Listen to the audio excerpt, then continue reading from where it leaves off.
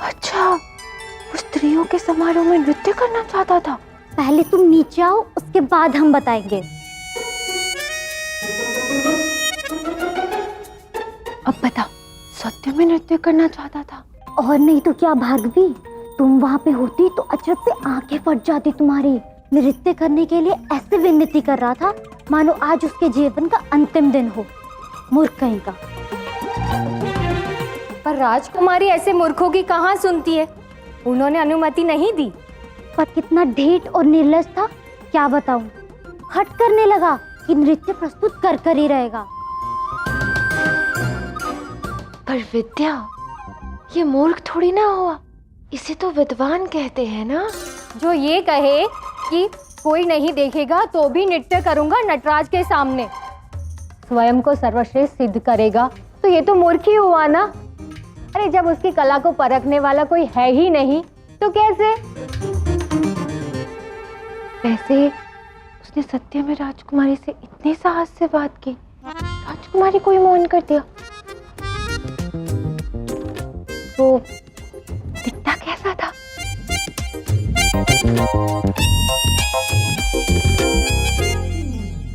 मौन क्यों हो गए सब? क्योंकि भार्गवी, हम सब एक ही बात सोच रहे हैं। हट भले ही मूर्खों वाली कर रहा हो, लेकिन देखने में बड़ा मनमोहक था। मैं तो ये सोच रही हूँ कि उसके रूप का वर्णन कैसे करूँ।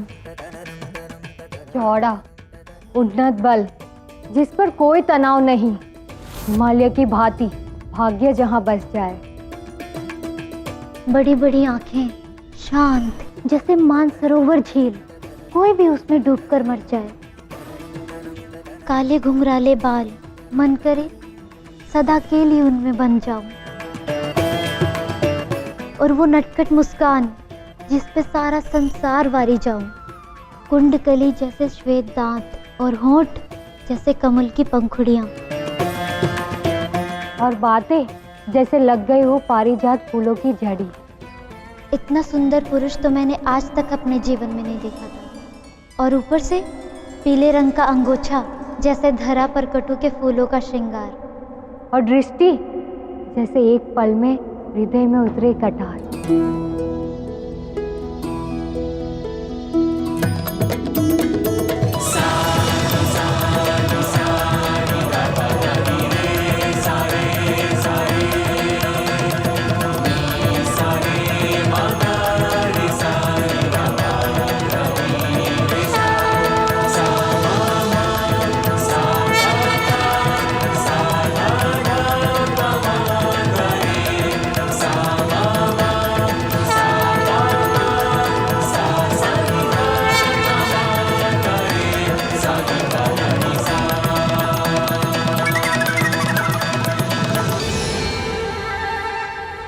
ऐसा रूप तो मैंने स्वप्न में भी नहीं देखा था।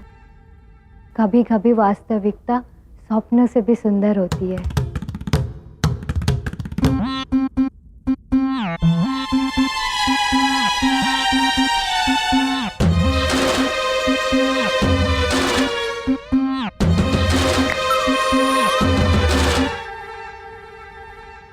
अभी तो निंदा कर रहे थे, अब प्रशंसा की जड़ी बांध रहे हो, कुछ अधिक नहीं हो गया? वैसे नाम क्या है उसका? श्रीनिवास।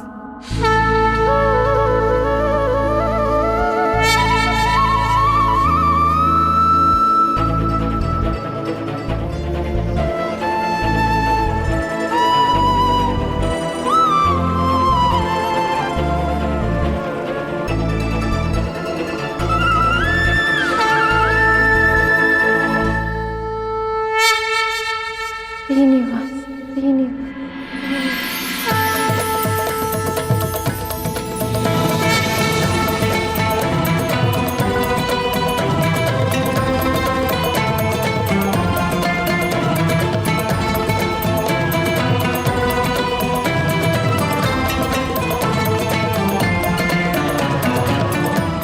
एक झलक ने ही सबका मन मोह लिया। अवश्य ही कुछ विशेष है ये श्रीनिवास। ओहो हो, देखा नहीं और विशेषताएं गिन रही हो। नहीं, ऐसा कुछ नहीं है। चल अब हम चलते हैं, ठीक है? रुको तो। नहीं नहीं, बहुत समय हो गया। वो तो तू बाबा के डर से मेले में आई नहीं थी, तो सोचा तुझे बता दे। चल विद्या, हम चलते हैं।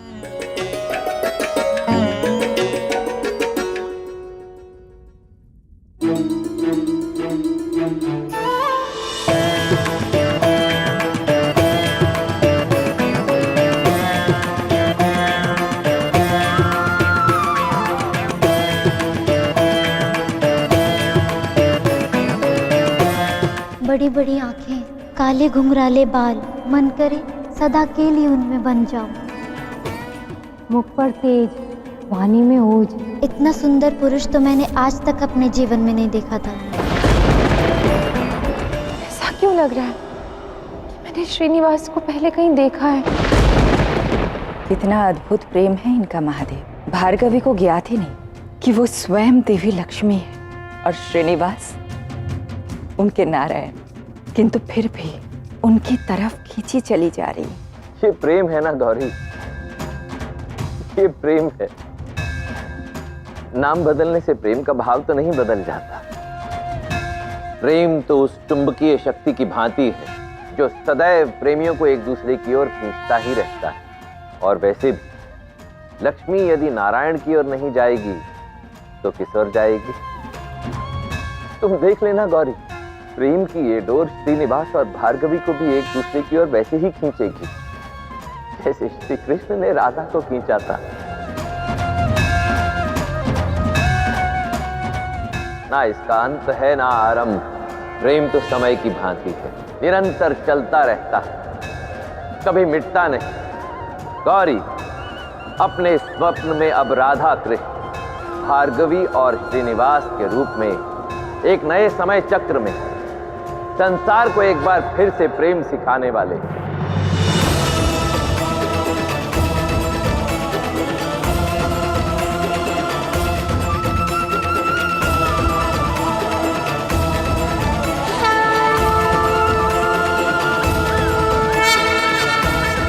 ये कैसी आकृति बन रही है?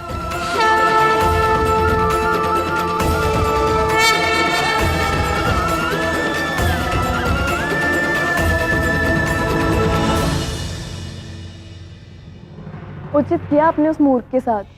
कैसे कैंची की भांति जीप चला रहा था आपके सामने। राजमर्यादा का तो कोई ज्ञात ही नहीं है उसे। वो तो नटराज के समारोह में आया था, इसलिए इतना बड़ा अपराध करने के पश्चात भी मैंने उसे जाने दिया। कोई और दिन, कोई और स्थल होता ना तो अब वो कारागार में होता। अरे इतने सुंदर वस्त्र और आभूषण अवश्य ही पिताश्री ने भेजे होंगे प्रातःकाल की नटराज पूजा के लिए।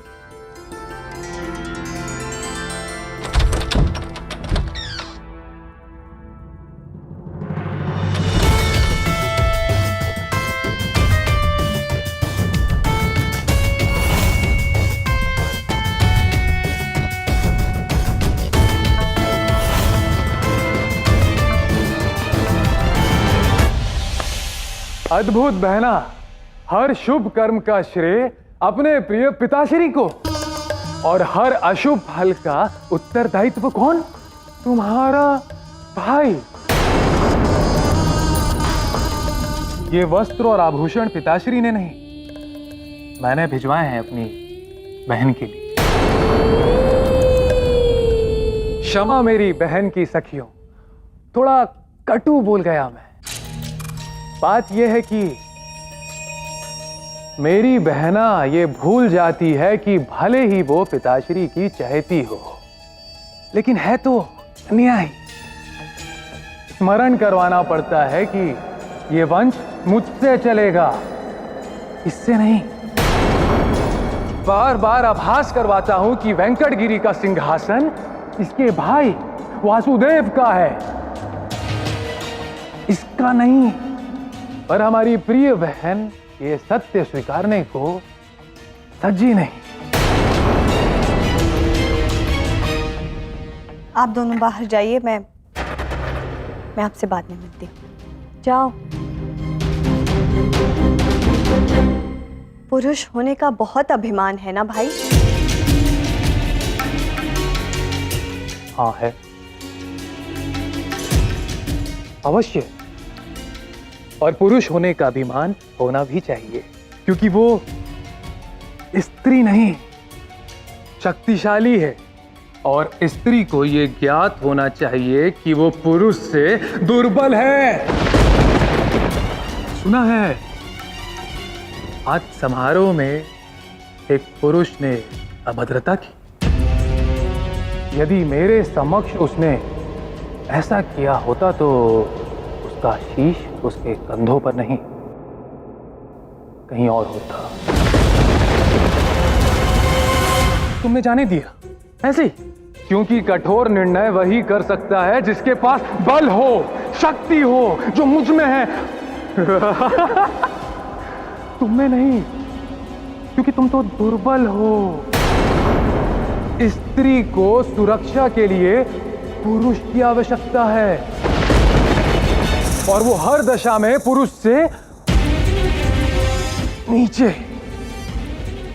और जो ये सोचता है कि पुरुष और स्त्री समान है, वो मूर्ख है, मूर्ख।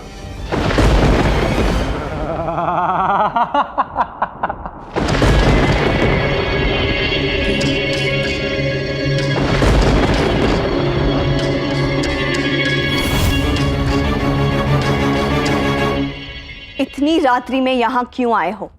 क्योंकि आज रात मुझे किसी ने ललकारा है। तुम एक दिन विवाह करके पराई घर की हो जाओगी। कहीं कोई ये ना कहे कि वेंकटगिरी में वासुदेव के होते हुए उसकी बहन का अपमान हुआ है। ये नहीं चाहिए मुझे। तो भोर तक की प्रतीक्षा नहीं हुई मुझसे। तो कौन है वो जिसने तुम्हारे साथ अभद्रता की है? वो जहां कहीं भी हो, उसे ढूंढ कर दंड दूंगा मैं। उसकी कोई आवश्यकता नहीं है। वो स्वयं ही इतना भयभीत हो चुका होगा कि इस राज्य की सीमा से बहुत दूर जा चुका होगा। यदि इस प्रकरण में कुछ करना हुआ भी तो तुम्हें कष्ट उठाने की कोई आवश्यकता नहीं। मैं स्वयं संभाल लूंगी। ये स्मरण रखना कि मैं केवल तुम्हारा भाई ही नहीं, इस राज्य का उत्तराधिकारी भी हूं। और अपनी बहन और अपने राज्य का अपमान मुझे स्वीकार नहीं। अगली बार अगर किसी ने भी अभद्रता का साहस किया तो समझ रही हो ना? कल प्रातः में नटराज की पूजा है। सज्ज होने में समय लगेगा मुझे। जाता हूं।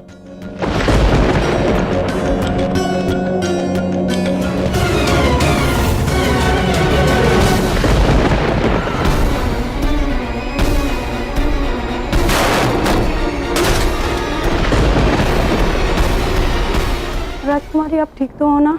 हटाओ ये सब कुछ यहाँ से, और कल प्रातः की पूजा के लिए दूसरे वस्त्र और आभूषण का प्रबंध करो।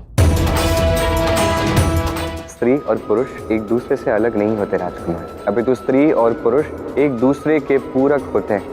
वो हठी कुतर्की व्यक्ति जैसा भी था,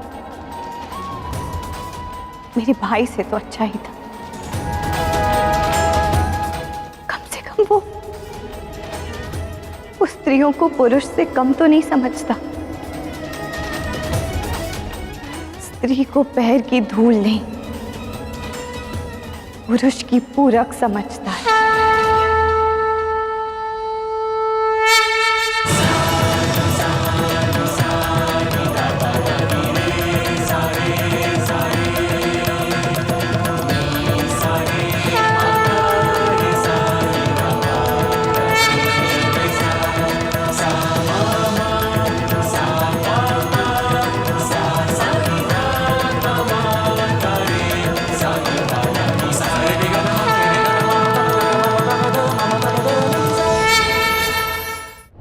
महादेव, आपने तो कहा था कि ये स्वप्न है, किंतु श्रीनिवास कितना अद्भुत नृत्य कर रहे हैं। यथार्थ क्या है, क्या स्वप्न, मैं सब कुछ भूल गई हूँ। मेरी दृष्टि ही नहीं हट रही है उनकी मुद्राओं से।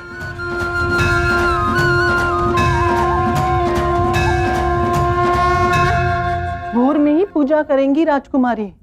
सारे प्रबंध ठीक से हो गए ना? और स्थान को स्वच्छ करना ठीक से, और सुरक्षा कड़ी होनी चाहिए। आज की भांति कोई अपरिचित व्यक्ति भीतर घुसने ना पाए, समझी?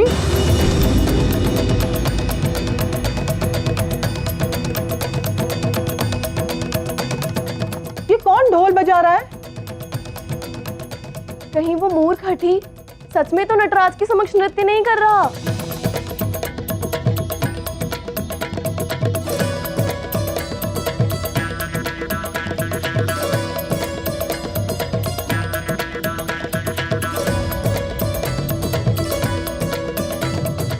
बंद करो ये सब।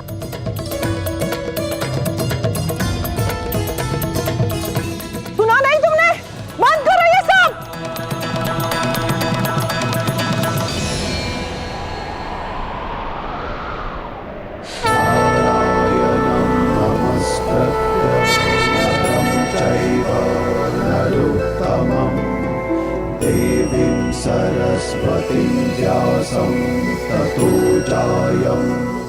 ये केवल नृत्य नहीं, ये तो एक दिव्य दर्शन है।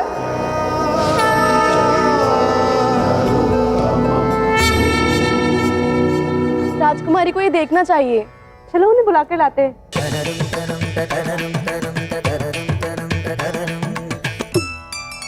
राजकुमारी, वो युवक जिसने सुबह भद्रता की थी, वो सच में प्रांगण में नृत्य कर रहा है। क्या? हाँ राजकुमारी, अकेले नटराज के समक्ष, और कोई नहीं है वहाँ। अद्भुत मुद्राएं हैं उसकी। आपके अतिरिक्त मैंने ऐसा नृत्य करते आज तक किसी को नहीं देखा। मेरे सुझाव से आपको जाकर एक बार अवश्य देखना चाहिए। मेरे पास इस सब के लिए समय नहीं है। उसे नृत्य करना है तो वो करे। राजकुमारी, उनका नृत्य ना देखकर आप भूल कर रही हैं। ऐसा लग रहा है श्रीनिवास नहीं, नटराज नृत्य कर रहे हैं। इतनी रात को ये नृत्य का स्वर कहाँ बज रहा है? ये ढोल जिसके साथ स्वयं नटराज हो, उसे दर्शक की आवश्यकता कहाँ? जिसके मन में नटराज की ये भक्ति गूंजे, उसे संगीत के लय की क्या आवश्यकता? अब मैं नृत्य करूंगा और नटराज सिद्ध करेंगे कि मैं योग्य हूं या नहीं। सखी, प्रांगण में जाने की व्यवस्था करो। कौन है जिसे अपनी कला दिखानी है, पर दर्शक ना होते हुए भी अपनी प्रस्तुति दे रहा है? कहीं ये वही व्यक्ति तो नहीं जो नृत्य समारोह में राजकुमारी पद्मावती से नृत्य करने के लिए हट कर रहा था? कौन है जिसमें मेरे नटराज की छवि दिख रही है? श्रीनिवास।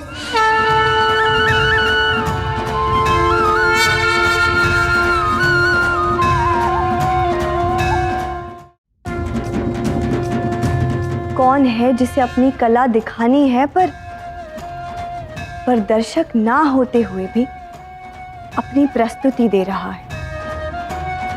कहीं ये वही व्यक्ति तो नहीं जो नृत्य समारोह में राजकुमारी पद्मावती से नृत्य करने के लिए हट कर रहा था? कौन है जिसमें मेरे नटराज की छवि दिख रही है? श्रीनिवास।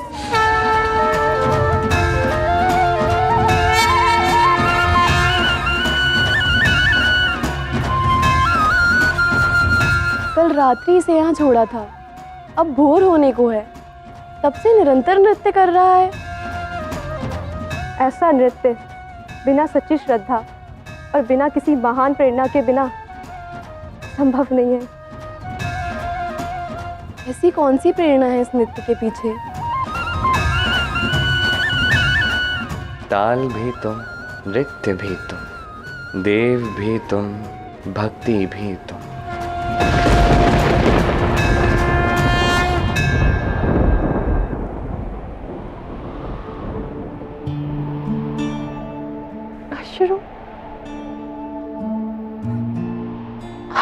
पोर पर अश्रु। ये सब हो क्या रहा है मेरे साथ? निद्रा नहीं आती, आंखों में स्वप्न के स्थान पर अश्रु आ जाता है।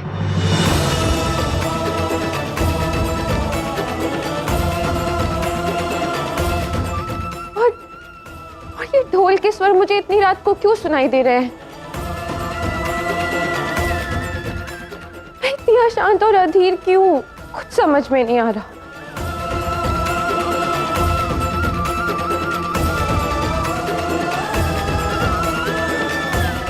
भार्गवी, अरे अभी तो देर रात बात करके गई थी और अब भोर होने से पूर्व फिर से आ गए। तुम सबको नींद नहीं आती है क्या? हम जो तुझे बताने आए हैं उसके पश्चात नींद तो तुम्हारी आंखों से लुप्त हो जाने वाली है। अच्छा, ऐसा क्या हुआ भला? अरे वो युवक श्रीनिवास जिसके बारे में हमने तुम्हें कल बताया था ना, हमें तो लगा था वो अब तक राज्य छोड़कर चला गया होगा, लेकिन वो तो बड़ा हट्टी है। वो पूरी रात्रि से केवल नृत्य कर रहा है मंदिर में।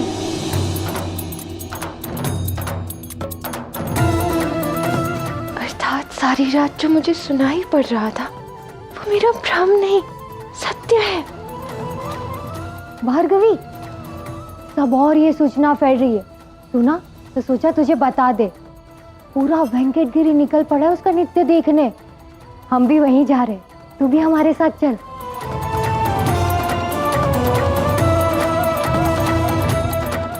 नहीं, ब्रह्म मुहूर्त लगने को है, पिताश्री पूजन के लिए उठ जाएंगे और तुम सब जानते हो ना कि वो उठते ही सबसे पूर्व मेरा मुख देखते हैं। यदि उन्होंने मुझे यहाँ नहीं पाया तो उन्हें कष्ट होगा ना। ठीक है, तेरी इच्छा, हम चलते हैं, चलो। काश मैं भी उसे देख पाती।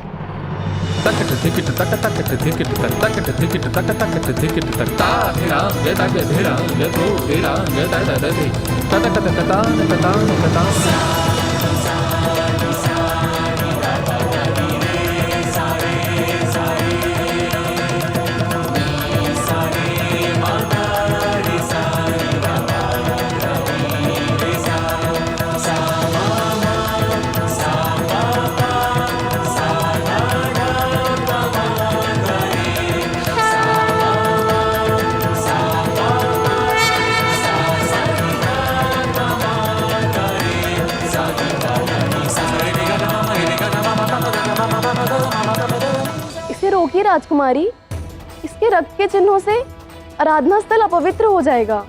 ये रक्त नहीं है, ये भेंट है नटराज की। नृत्य के चरम पर पांव से बहता रक्त रक्त नहीं, चिन्ह होता है, चिन्ह समर्पण का, चिन्ह अपने कला के शिखर पर होने का। इससे ये स्थल और भी पवित्र हो जाएगा। मैं देखना चाहती हूँ कि ये कब रुकता है, कि ये कब तक इस वेदना को भोग सकता है।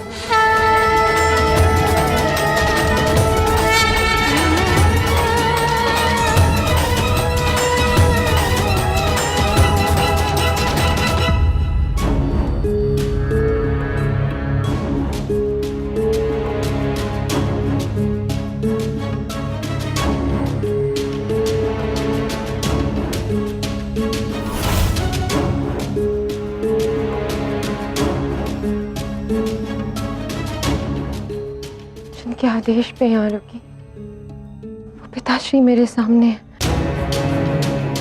और जो अनजाना मुझे पुकार रहा है उसकी अपेक्षा भी नहीं कर पा रही हूँ। मुझे समझ नहीं आ रहा क्या करूँ, या रुको या जाऊँ यहाँ से।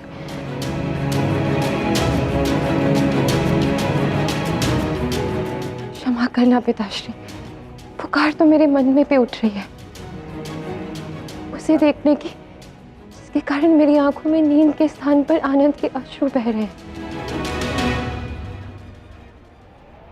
मुझे जाना ही होगा, मुझे जाना ही होगा, मुझे जाना ही होगा, मुझे जाना ही होगा।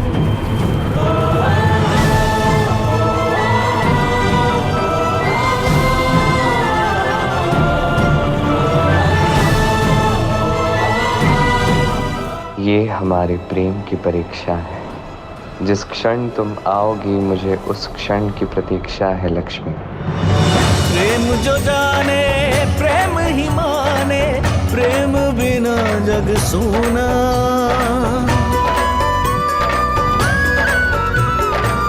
प्रेम पुजारन प्रीत को देखे बिन नहीं खोले नैना। हो मन से मीत का स्वर मिल जाए, धरती अंबर सब झुक जाए।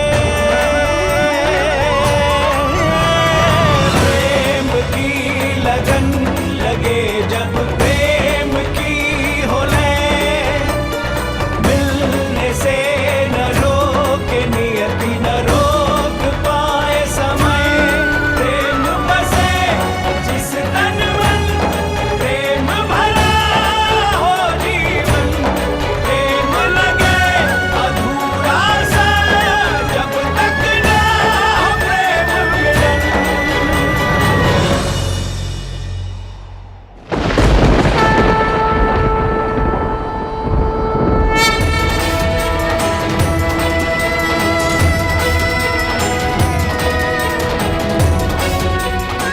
ये तो अपने कदमों की ताल से इस बिखरे रंग पर कोई चित्र उखेर रहा है। घाव लगे पाँवों की पीड़ा भोग कर भी, मुस्काते हुए इतना आनंदित होकर भी किसका चित्र बना रहा है ये?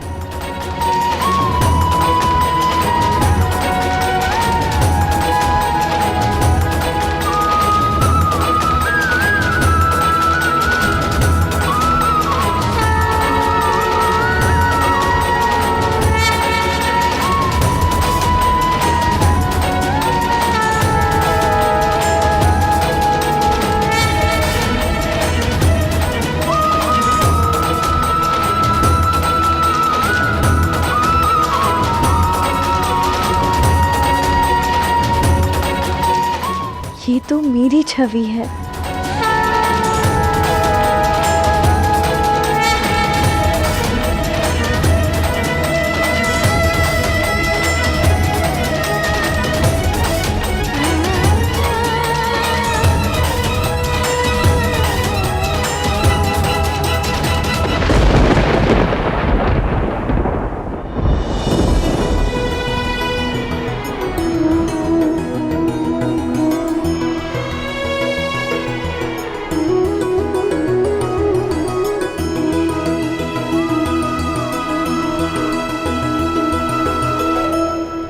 अंततः तुम आएगी। तुम्हारी पुकार खींच लाई, केवल मुझे ही नहीं, सारी नगरी को।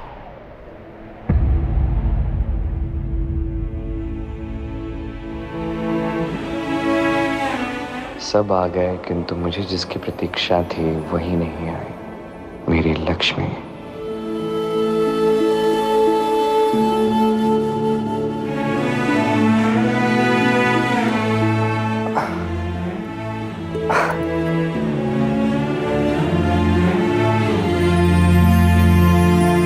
तुम्हारे पाँव में तो गहरे घाव है युवक।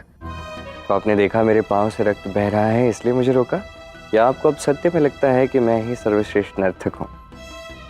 अब इसका निर्णय मैं कैसे ले सकती हूँ? सारी रात्रि स्वयं नटराज ने तुम्हारा नृत्य, तुम्हारी ताल, तुम्हारी मुद्राएं देखी हैं। इसलिए वही निश्चित कर सकते हैं कि तुम सर्वश्रेष्ठ नर्तक हो या नहीं।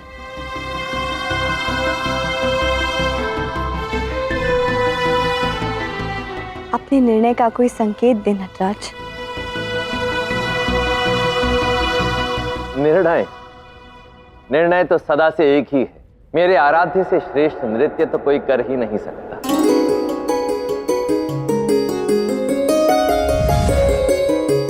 ये पुष्प केवल मेरे निर्णय का संकेत मात्र ही नहीं, अपितु मेरे आराध्य के प्रति मेरे सम्मान का द्योतक भी है।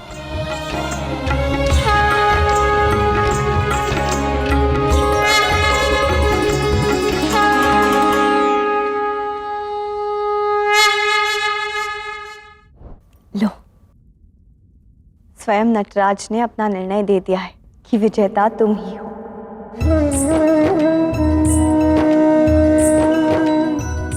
केवल इस प्रतियोगिता के नहीं, तुम तो हर प्रतियोगिता के विजेता से भी श्रेष्ठ हो। मैंने प्रतियोगिता में नृत्य करना इसलिए छोड़ दिया क्योंकि मुझे चुनौती देने वाला, उससे भी श्रेष्ठ करने की प्रेरणा देने वाला कोई था ही नहीं।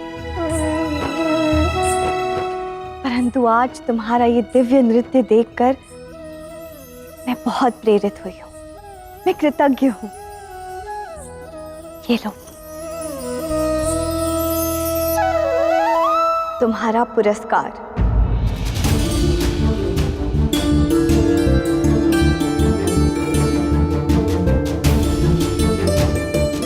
राजकुमारी,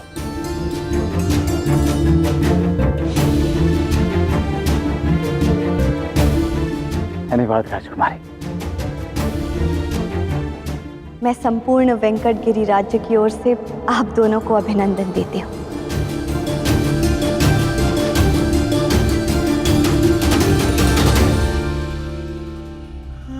मेरा पुरस्कार तो केवल मेरी लक्ष्मी है।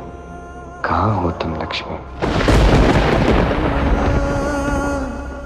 तुम्हारा घाव गहरा है युवक, तुम विश्राम करो। कुछ समय पश्चात इसे नगर की चिकित्सालय में ले आना। राजवैद्य स्वयं उपचार करेंगे और व्याय की चिंता मत करना। मैं स्वयं भार उठाऊंगी। जी। तुमने सुना ना युवक, चिकित्सालय जाना है तुम्हें? हाँ, मैं अवश्य आऊंगा, परंतु अभी मुझे यहाँ से जाना होगा। उससे पूर्व मुझे तुमसे एक प्रश्न पूछना है। ये जो छवि तुमने बनाई है गुलाल से, मुझे लगता है कि वो मेरी है। क्या ये सत्य है या केवल मेरा भ्रम?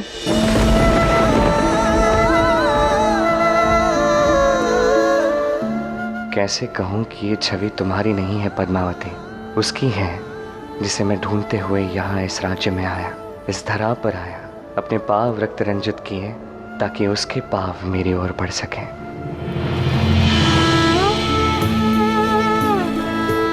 मैं तुम्हें असमंजस में नहीं डालना चाहता पद्मावती।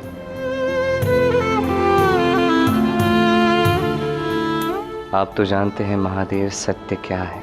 ये सत्य भ्रम में बदल जाए इससे पूर्व इस छवि का भंग होना अति आवश्यक है।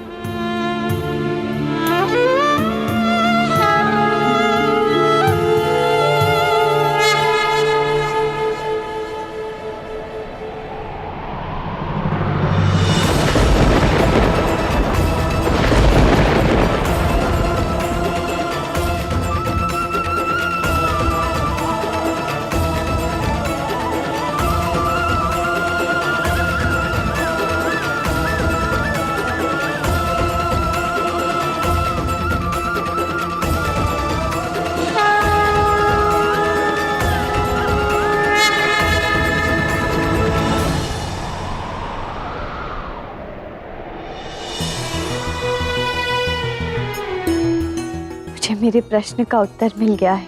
ये छवि मेरी ही थी, इसीलिए उसका रंग भी मुझ पर आया है। अब आज्ञा चाहूंगी नटराज पूजा के प्रबंध करने। आप एक क्षण। आप गोविंदराज,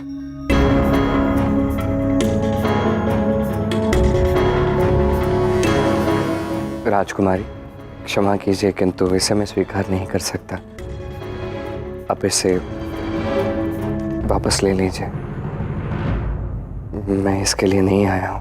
तो फिर किस लिए आए हो?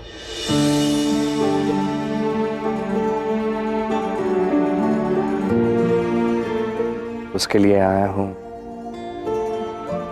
जिसके समक्ष ये स्वर्ण क्या, कुबेर का भंडार भी फीका पड़ जाए।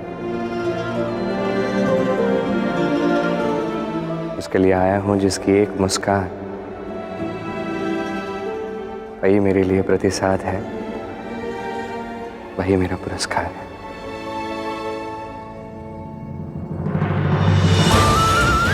समझ रही हूँ, जो मुझे लेने आया है उसे मेरे आभूषण से क्या लगाव।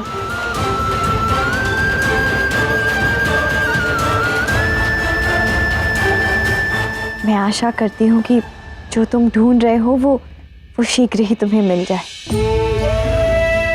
ये हार मैं वापस ले रही हूँ, परंतु आज मैं तुम्हें एक वचन देती हूँ, एक ऐसा वचन जो आज तक मैंने अपने जीवन में कभी किसी को नहीं दिया।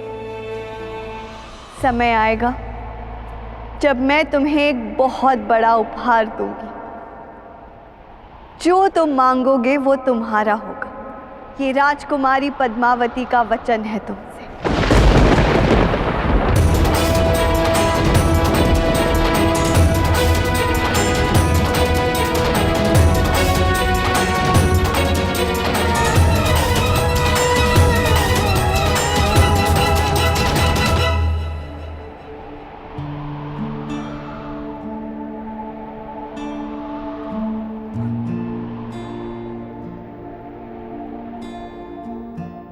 अरे श्री, श्री कहाँ जा रहे हो? जिसका स्वर मैं सुनना चाहता हूँ, जिसे देखना चाहता हूँ, वही यहाँ नहीं है गोविंदराज।